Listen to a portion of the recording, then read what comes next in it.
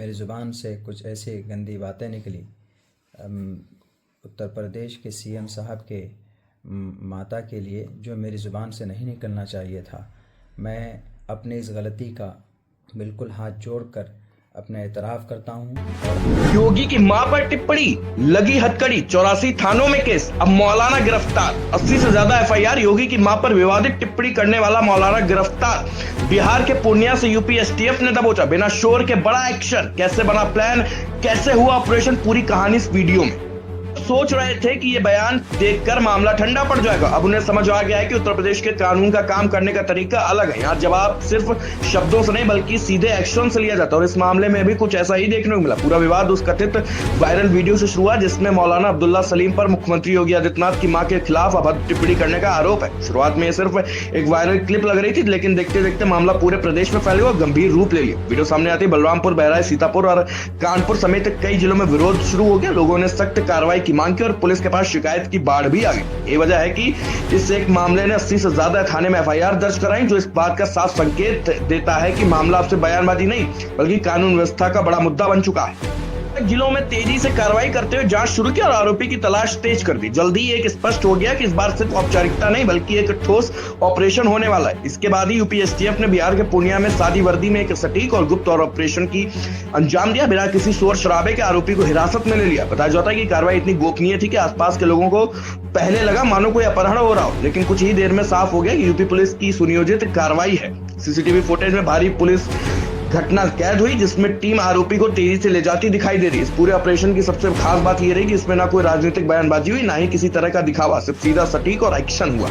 आरोपी को बिहार से लाकर उत्तर प्रदेश में आगे की कानूनी प्रक्रिया शुरू कर दी। एक और दिलचस्प पहलू यह भी रहा कि मुख्यमंत्री योगी आदित्यनाथ ने पूरे मामले में खुद कोई सार्वजनिक प्रतिक्रिया नहीं दी, लेकिन सिस्टम ने अपने तरीके से जवाब दिया। यही वजह है कि अब चर्चाएं तेज हो गई है कि क्या कार्रवाई खामोशी से होती है, फिर उसका असर और भी गहरा होता है। मैं अब्दुल्ला सलीम कासमी अपने एक जुर्म का एतराफ़ कर रहा हूँ। 5 मई सन 2024 को ज़िला भागलपुर के एक बस्ती में मीरांचक में एक समाज सुधार तालीमी अवेयरनेस कॉन्फ्रेंस में मैं हाज़िर हुआ था और उसमें मेरी स्पीच हुई थी। उसी बीच में मेरी ज़ुबान से कुछ ऐसी गंदी बातें निकली। उत्तर प्रदेश के सीएम साहब के माता के लिए, जो मेरी ज़ुबान से नहीं निकलना चाहिए था। मैं अपनी इस गलती का बिल्कुल हाथ जोड़कर अपना एतराफ़ करता हूँ और अपने इस माफ़ी मांगता हूँ कि आइंदा से ये गलती मुझसे नहीं होगी।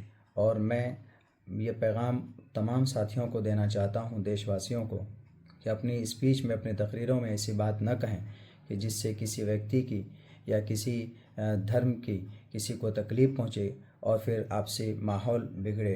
तो अपने इस जुर्म का मैं दिल की उससे माफ़ी का तलबगार हूँ कि मुझसे आइंदा कभी ये गलती नहीं होगी। और मैं खुसूसन उत्तर प्रदेश के सीएम साहब से भी माफ़ी का तलबगार हूँ कि मेरी ज़ात से कोई तकलीफ़ पहुँची है तो हमें माफ़ फरमा दें। पिछले दिनों सोशल मीडिया पर एक वीडियो वायरल हुआ जिसमें बिहार के जनपद अररिया में रहने वाला मोहम्मद सालिम नाम के एक व्यक्ति द्वारा माननीय मुख्यमंत्री उत्तर प्रदेश जी के ऊपर अशोभनीय टिप्पणी सार्वजनिक मंच से की जा रही थी। इस संबंध में देवीपाटन परिक्षेत्र के बलरामपुर एवं बहराइच जनपदों में एफआईआर दर्ज की गई। आज गोरखपुर की एसटीएफ यूनिट के द्वारा इस अभियुक्त को बिहार से पूछताछ हेतु कोतवाली नगर बहराइच लाया गया, जहां पर इस व्यक्ति द्वारा अपने उस कथन को स्वीकार किया गया तथा माफी मांगी गई। इस संबंध में अग्रिम विधिक कार्रवाई कोतवाली नगर बहराइच से की जा रही है।